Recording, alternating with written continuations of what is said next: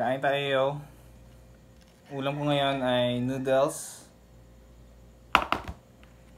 So, brief background lang. Isa akong barista dati. Barista is basically a person who makes and serves espresso-based coffee sa Oman. So, barista ako doon.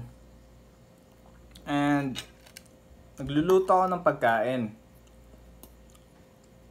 Minsan, para makatipid, nagluluto ako ng itlog lang. Tapos ganito, noodles.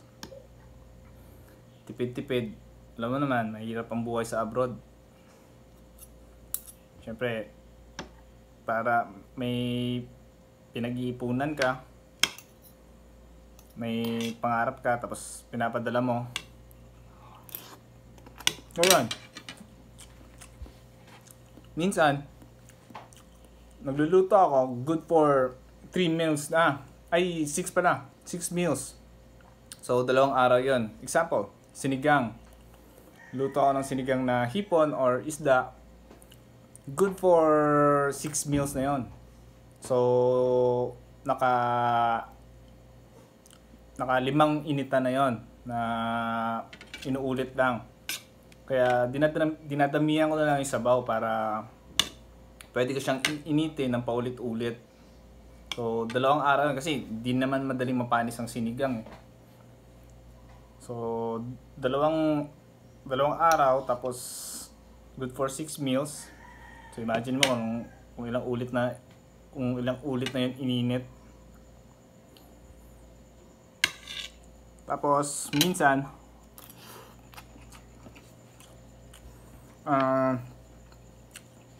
tinolang manok. Madaling mapanis. Good for siguro 3 meals. 3 to 5. Pwede ko pa siyang initin kinabukasan. Yung kanin, ganun din. Nagluluto ako sa umaga hanggang gabi na yon. Pwede pang kainin. So, kasi dun sa abroad, kailangan maingat ka din sa oras para ma-enjoy mo pa. Makapaglaro pa ng games, makapanood ng vlog, makausap ang pamilya mo,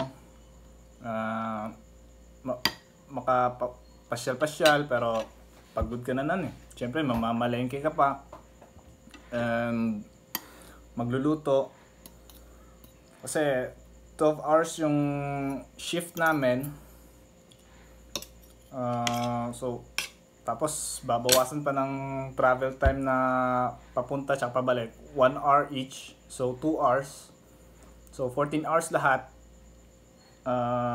Ilan na lang yung natitirang oras mo nun para sa luto, tulog, and play. Minsan, ang tulog ko nun, 5 hours lang, pinaka-maximum. Kulang na kulang yun. Halos lutang na lutang ka pa rin.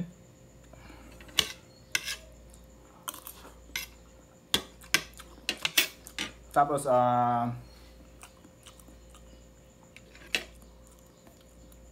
kasi wala namang libreng dun eh. Wala namang libreng, maganda sana kung yung company mo, pag uwi nyo, kakain ka na lang. So, marami ka pang oras na marami kang magagawa sa oras mo. Hindi tulad sa case ko, magluluto pa ako, maghuhugas, maglilinis. Damn, yo. Pagod ka na nga sa trabaho, tapos ganun pa pag uwi mo sa bahay. Pero, ayos lang, survive naman. Sabi ko, ayoko na. Isang abroad lang. Ipon na kaagad ako.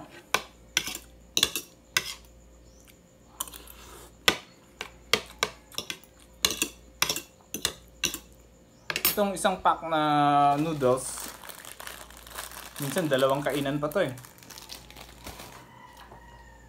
Ganun ako katipid.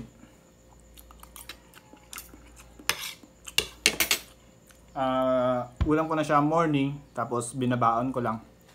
For lunch, iniinit ko lang sa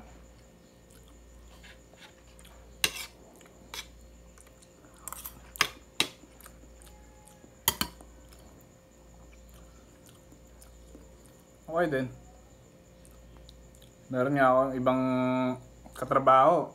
Whole year, itlog lang ang inuulam.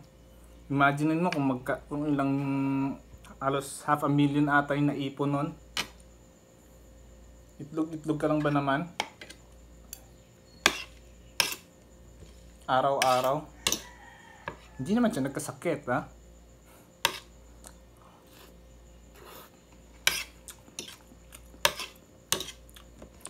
Minsan, yung diskarte namin, yung mga waste na produkto, yun na lang kinakain namin. Para pagdating sa bahay, tulog na lang. Tsaka nood ng vlogs, nood ng balita. Yung mga waste, yung wag lang kayo maingay, ha. Minsan nga yung mga tira-tirang pagkain ng mga guests namin, pag hindi masyado nagalaw, yun na yung kinakain namin. Kasi hirap ng buhay.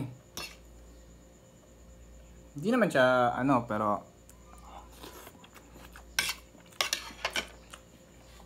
gagastos ka lang talaga. Tapos paglalaanan mo pa ng time.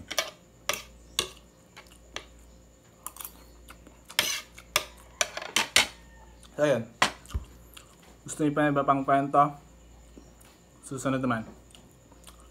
Nandito na lang muna. Ciao!